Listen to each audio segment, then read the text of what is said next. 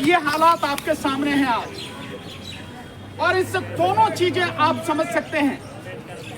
Permission ना देना, वो डर, और उसके बाद में हमारे यहाँ आ जाना, और उसके बाद परमिशन देना, वो डर।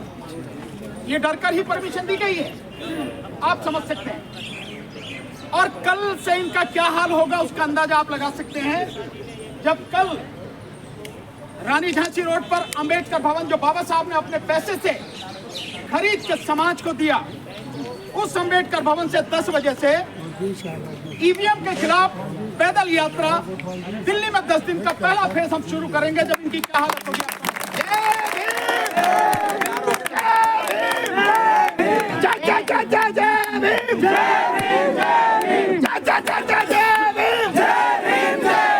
जब तक सूरज चांद रहेगा, जब तक सूरज चांद रहेगा,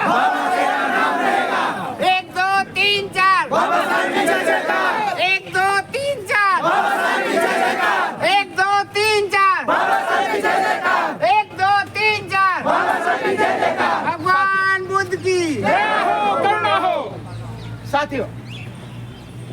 सो जो कल से होगा, और वो आंदोलन अब लगातार चलेगा, उसकी 2 मुख्य मांगे रहेंगी कल से। एक, जिसके लिए आज हम यहां पर उपस्थित हैं, कि बाबा साहब का अपमान जो राज्यसभा में देश के गृह मंत्री ने किया है, और उसके बचाव में प्रधानमंत्री ने कांग्रेस के विरुद्ध उसी दिन 6 ट्वीट जो किए, तो आप प्रधानमंत्री की मंशा भी समझ सकते हैं। हम वैसे जानते हैं कि वो निहायत 1 नंबर का बेईमान और भ्रष्ट व्यक्ति है, और इस देश के लोगों को तबाह करना चाहता है। हमें मालूम है ये सारी बात, तो आप समझ सकते हैं उसकी स्थिति।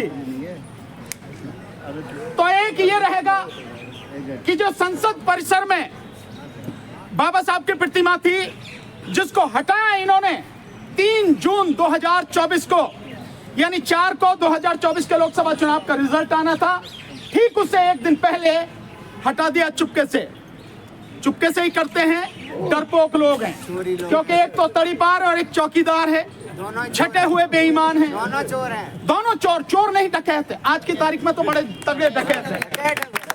चोर छोटा शब्द हो गया, अब तो ये डकैत हो गए, बड़े डकैत हो गए।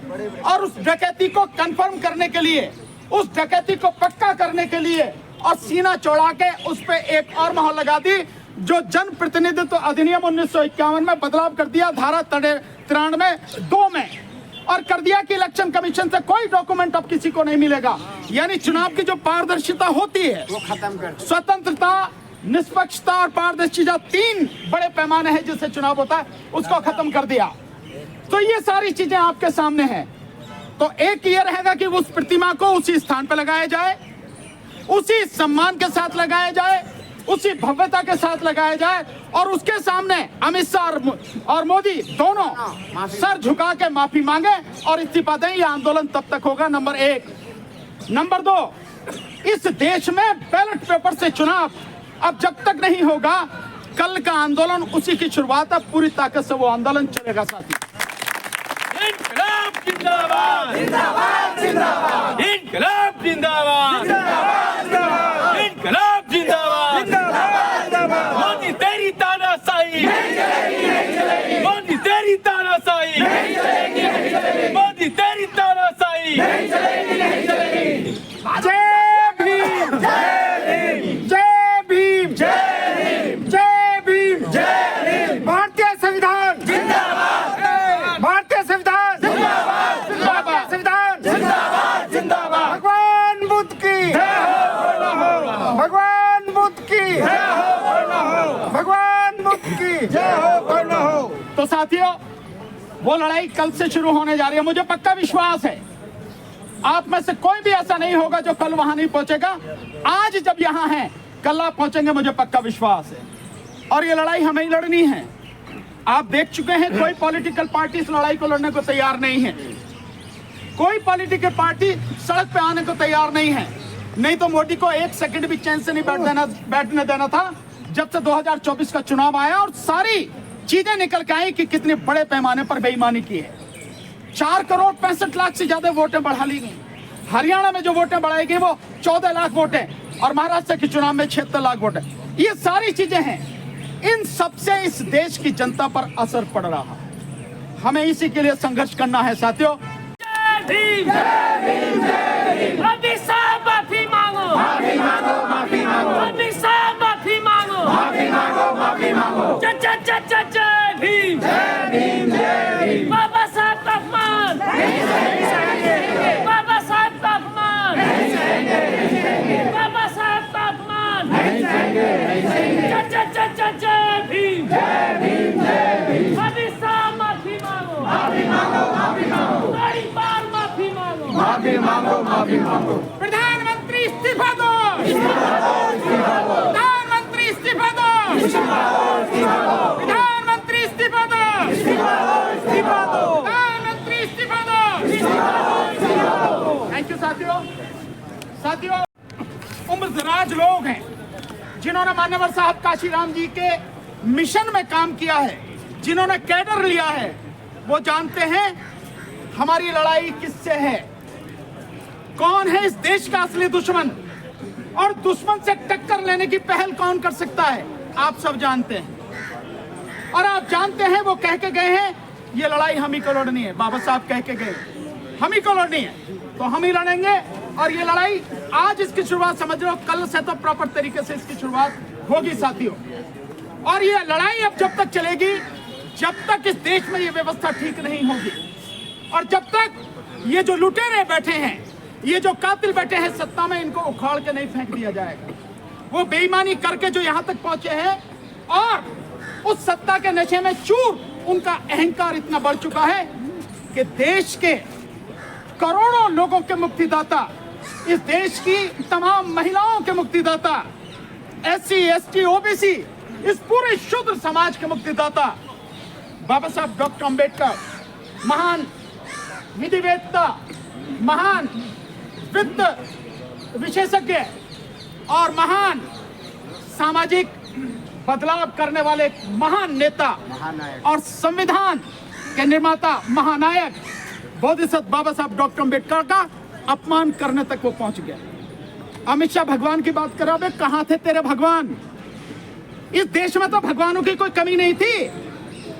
इस देश की तमाम आबादी, जिस समय बांग्लादेश भी इसमें शामिल था और पाकिस्तान में शामिल था, 1930 में 30 करोड़ थी, और देवताओं की संख्या है शुरू से जो है 33 करोड़ रही। एक देवता के हिस्से में एक नहीं आता था, एक मान लो, लेकिन उन देवताओं की ताकत, उनका मानवता के प्रति कर्तव्य कहां गया जब करोड़ों लोग उनकी जिंदगी को ये अमित शाह जैसे इनके बुजुर्गों ने नरक से भी बदतर बना दिया था। तो हमें स्वर्ग नहीं चाहिए, तो स्वर्ग अपनी जेब में रख। हमें नहीं चाहिए स्वर्ग, हमें चाहिए स्वतंत्रता, हमें चाहिए समानता, हमें चाहिए न्याय, और हम इस देश में चाहते हैं भाईचारा कायम हो, जो हमारे बाबा साहब ने हमें रास्ता दिखाया। और इतने अपमान सहने के बावजूद भी, इतनी दिक्कतें सहने के बाद भी किसी के साथ अन्याय नहीं किया, हर किसी के साथ न्याय किया। अब मैं इसी कड़ी में चाहूंगा कि हमारे बीच में जो आप देख रहे हैं इंसाफ संगठन, जो इसका बैनर यहाँ पे लगा है, ये साथी अपनी पूरी टीम के साथ हमारे बीच में आए हैं। उसके राष्ट्रीय अध्यक्ष श्री अमृतलाल जी से मैं चाहूंगा कि वो भी अपनी बात इस मौके पर रखें। श्री अमृतलाल जी प्लीज।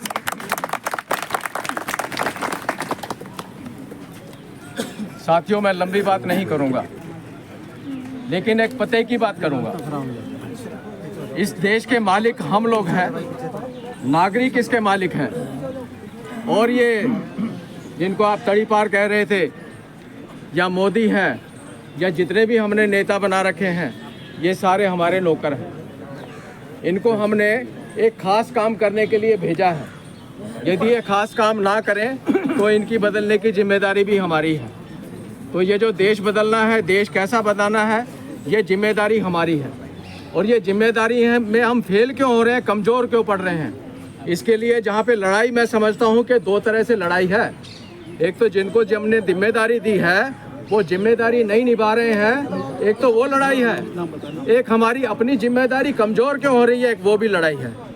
साथियों, हम सांप्रदायिकता में बटे हुए हैं, जातियों में बटे हुए हैं। तो ये सांप्रदायिकता और जातियाँ दो ऐसी बातें हैं, ये हमारी अपनी कमजोरी है। यदि हम इस अपनी कमजोरी को ठीक कर लेते हैं तो ये जो हमारी व्यवस्था जिसके सामने हमने खड़ा होना है वो मजबूती से खड़ा होंगे। तो ये दो बातें जो है हमारी सांप्रदायिकता और जाति प्रथा, वर्ण व्यवस्था, इसके खिलाफ हमारे को अपने आप को मन विचार से जो हमें पूरा करना है। साथियों, संविधान हमें मिला था, हमने संविधान बनाया था समता, स्वतंत्रता, बंधुता और न्याय, कि यहाँ पे समता, स्वतंत्रता, बंधुता और न्याय हो। और इसके अंदर हमारी जो व्यवस्था थी, व्यवस्था में हमने एक दूसरे के साथ जो है वो परीक्षण की बात रखी थी कि एक यदि गलती करे तो दूसरा उसका सुधारा कर ले। यदि संविधान को ठीक तरह से लागू नहीं किया जाता है तो संविधान की रक्षा के लिए हमारे पास सुप्रीम कोर्ट था। तो सुप्रीम कोर्ट जो है उसको देखता था कि संविधान बनाने वाले, संविधान को चलाने वाले संविधान ठीक से चला रहे हैं नहीं चला रहे हैं। लेकिन हम देख रहे हैं कि सुप्रीम कोर्ट जो वो संविधान की बजाय सरकार के पक्ष में आ रहा है, और जो सरकार उल्टे सीधे काम कर रही है वो उसके ऊपर ठप्पा लगा दे रहा है।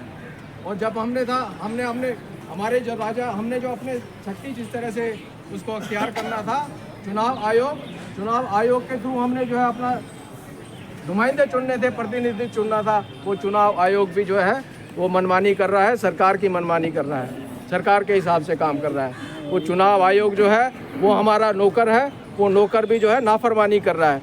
तो ये नाफरमानी ताकतें जितनी भी हैं, इन सभी नाफरमानी ताकतों को जो है हमने एकजुट होकर मुकाबला करना है। इसके लिए जितने भी साथी हैं, जितना जो समय मिलता है वो अपना जो समय पब्लिक को जो एजुकेट करने के लिए लगाएं, उसके बीच में जाएं। और ऐसे जो आंदोलन है, आज ये जो संख्या है, ये मुझे नहीं लगता, मेरे लिए सेटिस्फैक्ट्री नहीं है। तो ये जो है सभी साथियों से अपने निवेदन करूँगा कि अपना जो फील्ड के अंदर काम के ज़रा ज़्यादा काम करें। और ये जो नाफरमान लोगों हैं, ये नाफरमान लोगों को हमने जो है तुरंत जो है जल्दी ठीक करना पड़ेगा इनको।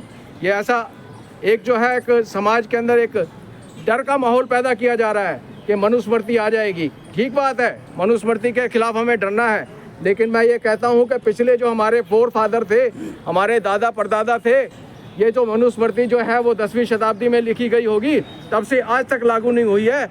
1400 साल तक जो हमारे फोर फादर ने लागू नहीं होने दी, तो हमें भी अपने आप को इतना कमज़ोर नहीं मानना है कि हम ये मनुस्मृति लागू होने देंगे। हमारे अंदर भी खून है, अपने दादा परदादाओं का खून है, और हम ये मनुस्मृति कदापि लागू नहीं होने जाएंगे। और ये संविधान को जो कमज़ोर किया जा रहा है, ये कमज़ोरी को भी हम दूर करेंगे। आने वाले जल्दी समय में जो हम बना रहे हैं, उसके लिए हम इनको लाखों चने चुपाएंगे। जय भीम, नमो बुद्धाय, जय संविधान।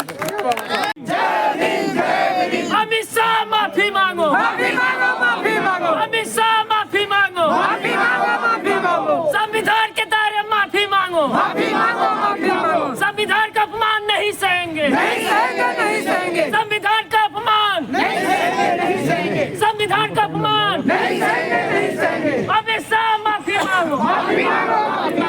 जय भीम। बाबा साहब डॉक्टर अम्बेडकर, बाबा साहब डॉक्टर अम्बेडकर, बाबा साहब डॉक्टर अम्बेडकर, का अपमान, बाबा साहब का अपमान, प्रधानमंत्री माफी मांगो, प्रधानमंत्री माफी मांगो, प्रधानमंत्री इस्तीफा दो, प्रधानमंत्री इस्तीफा दो। बहुत शुक्रिया, आगे बढ़ो, हम तुम्हारे साथ हैं। प्रताप जी आगे बढ़ो, हम तुम्हारे साथ हैं। साथियों।